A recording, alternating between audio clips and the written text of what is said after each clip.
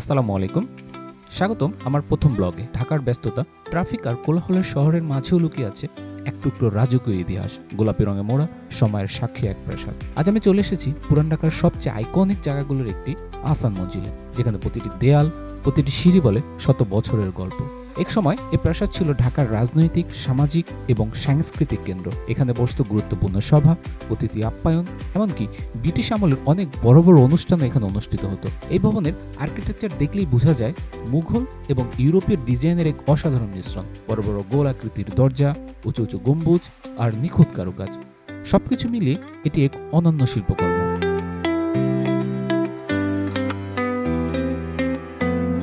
ভিতরে ঢুকতেই মনে হলো যেন আমি ফিরে গেছি সেই রাজা বাদশাদের সময়ে। এখানে তাদের রাজকীয় বেড, ডাইনিং টেবিল, পুরনো আসবাবপত্র, সুন্দর সব ভাস্কর্য, খাট, পালঙ্ক আর তাদের ব্যবহৃত অনেক ঐতিহাসিক জিনিসপত্র সংরক্ষিত আছে। বিনোদনের জন্য ছিল বিলিয়ার্ড বোর্ড, তাস খেলার বোর্ড, যা দেখে বোঝা যায় তাদের জীবনযাপন কতটা বিলাসবহুল ছিল। এছাড়াও ছিল লকার, সিন্দুক, আলমারি, সবকিছুই যেন ইতিহাসের এক একটা অংশ। দেয়ালে টানানো রাজা বাদশাহ, মনীষী, দেশের গুরুত্বপূর্ণ ব্যক্তিদের ছবি আর মহিষী নারীদের প্রতিকৃতি, সব মিলিয়ে এক অন্যরকম অনুভূতি। তারপর আমি তাদের অন্দরমহলের রুমগুলোতেও ঘুরে দেখলাম। প্রতিটি জায়গাতেই ছিল রাজকীয়তার ছোঁয়া আর ইতিহাসের গভীরতা। সবকিছু ঘুরে দেখার পর যখন বাইরে চলে এলাম, এই প্রাসাদের পাশ দিয়ে বয়ে যাওয়া বুড়িগঙ্গা নদী এই জায়গাটাকে আরো বেশি সুন্দর করে তুলেছে। আহসান মঞ্জিলের ইতিহাস শুরু হয় 19 শতাব্দীতে। 1859 সালে এর নির্মাণ কাজ শুরু হয়। প্রায় 13 বছর পর 1872 সালে এটা সম্পূর্ণ হয়। ঢাকার নবাব পরিবারের অন্যতম প্রধান ব্যক্তি নবাব আব্দুল গনি এই প্রাসাদটি নির্মাণ করেন এবং তার প্রিয় ছেলে খাজা আহসানুল্লাহর নামে এর নাম রাখা হয় আহসান মঞ্জিল। তবে সময়ের সাথে সাথে এই প্রাসাদে অনেক ঝড়ঝাপটা দেখেছে। একসময় এটি প্রায় ধ্বংসপ্রাপ্ত অবস্থায় চলে যায়, কিন্তু পরে সরকার এটি সংস্কার করে। অবশেষে 1992 সালে এটিকে জাদুঘর হিসেবে জনসাধারণের জন্য খুলে দেওয়া হয়। এখন এখানে 20টিরও বেশি গ্যালারি আছে।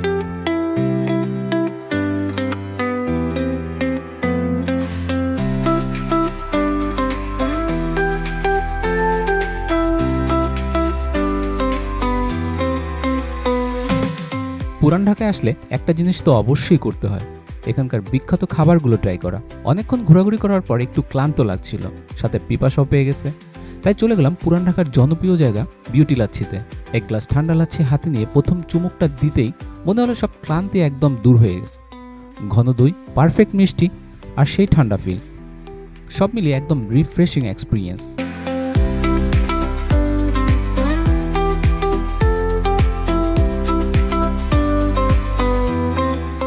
লাচ্ছি শেষ করে মনে হলো এবার কিছু জম্বেশ খাওয়া দরকার। তাই চলে গেলাম নান্নার বিরিয়ানি খেতে। কিন্তু সেখানে গিয়ে দেখি বিশাল ভিড়। অপেক্ষা না করে পাশের হানিফ বিরিয়ানিতে ঢুকে পড়লাম। গরম গরম বিরিয়ানির সামনে আসতে সেই গন্ধে মনটা একদম খুশি হয়ে গেছে। প্রতিটি চাল আলাদা, মাংসটা নরম আর জুসি, মশলার ফ্লেভার একদম পারফেক্ট ব্যালেন্স। এক কথায় বলতে গেলে পুরান ঢাকার খাবারের মজাই আলাদা। এই এক্সপিরিয়েন্সটা না নিলে ব্লগটাই অসম্পূর্ণ থেকে যেত। আহসান মঞ্জিল সাধারণত বৃহস্পতিবার বন্ধ থাকে আর শুক্রবার বিকেল 3টা থেকে 6টা 30 পর্যন্ত খোলা থাকে। বাকি দিনগুলোতে সকাল 10টা 30 থেকে বিকেল 4টা পর্যন্ত খোলা থাকে। এখানে আসতে চাইলে আপনি গুলিস্তান বা সদরঘাট পর্যন্ত বাসে এসে সেখান থেকে রিক্সা বা হেঁটে খুব সহজেই পৌঁছে যেতে পারবেন পুরান ঢাকার এই জায়গায়। আপনি যদি ইতিহাস আর সুন্দর জায়গা এক্সপ্লোর করতে ভালোবাসেন, তাহলে আহসান মঞ্জিল অবশ্যই আপনার লিস্টে রাখা উচিত। সত্যি বলতে আমাদের দেশে এমন অনেক জায়গা আছে যেগুলোর গুরুত্ব আমরা অনেক সময় বুঝতেই পারি না, অথচ এগুলো আমাদের পরিচয় বহন করে। ভিডিওটি ভালো লাগলে অবশ্যই লাইক, শেয়ার আর সাবস্ক্রাইব করতে ভুলবেন না। দেখা হবে পরের ব্লগে নতুন কোনো জায়গায়।